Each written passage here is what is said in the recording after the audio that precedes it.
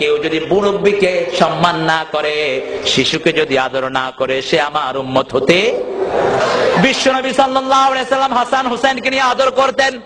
বাহির থেকে একদিন এসে হাসানকে বুকে তুলছেন, হুসাইন নামছে, হুসাইনকে বুকে তুলছেন, হাসান নামছে, আবার হাসান উঠছে তো হুসাইন নামছে।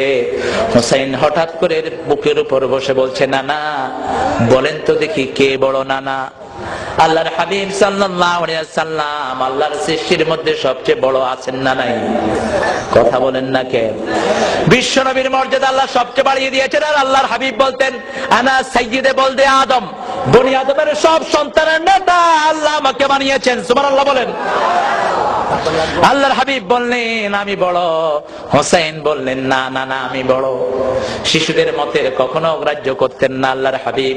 সেজন্য বলতেন, ঠাট্টার ছলেও কোন শিশুর সাথে তোমরা মিথ্যা কথা বলো না। শিশুকে ধোঁকা দিতে নিষেধ করেছেন মুহাম্মদ সাল্লাল্লাহু।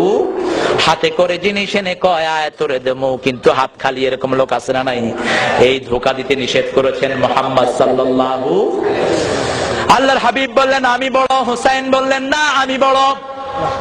বিশ্বনবী বললেন, বুঝলাম হুসাইন তুমি বড়, কিন্তু নানা কিভাবে তুমি বড় হয়েছে একটু আমাকে বুঝিয়ে বলো। হুসাইন রাদিয়াল্লাহু আনহু বলছেন, আপনার আব্বার নাম বলেন। আল্লাহর হাবিব বললেন, আমার আব্বার নাম আব্দুল্লাহ। হুসাইন রাদিয়াল্লাহু আনহু বললেন, খালি আব্দুল্লাহ, লাইসা ক্বাবলাহু শাই ওয়ালা বাদা, সামনেও কিছু নাই পিছনেও কিছু নাই, খালি আব্দুল্লাহ। আমার আব্বাকে চিনেন নাকি?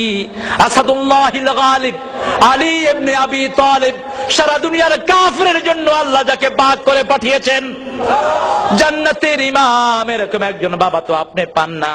এদিক থেকে তো আমি আপনার বড়। আল্লাহর হাবিব হোসেনের চেহারায় তাকিয়ে আছেন। হোসেন বলছে, নানা আরো আছে। বলছে, নানা বলো কি বলো? নানা বলে, আপনার আম্মার নাম বলেন। বিশ্বনবী সাল্লাল্লাহু আলাইহি সাল্লাম বললেন, আমেনা। হোসেন রাদিয়াল্লাহু আনহু বললেন, আমার আম্মাকে আপনি চিনেন নাকি? খাতুনে জান্নাত ফাতেমাতুজ জোহরা রাদিয়াল্লাহু আনহা, বিশ্বনবীর নয়নের পুত্রী, কলিজার টুকরা, জান্নাতের অলংকার, সব মেয়েদের সরদার জান্নাতে এমন একজন মা আপনার নাই। এদিক থেকেও তো আমি আপনার বড় হয়ে গেলাম।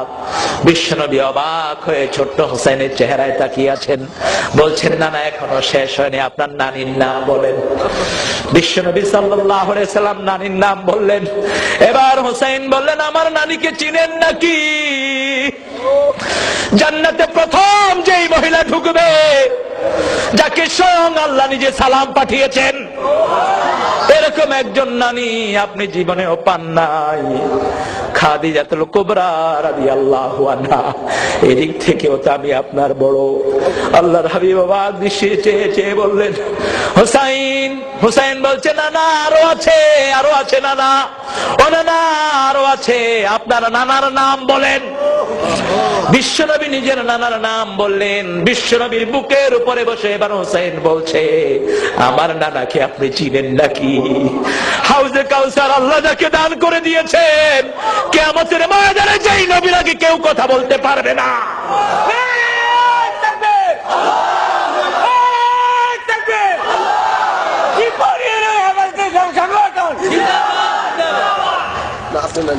বিশ্বনবী সাল্লাল্লাহু আলাইহি সাল্লাম অবাক দৃষ্টিতে চেয়ে থাকলেন।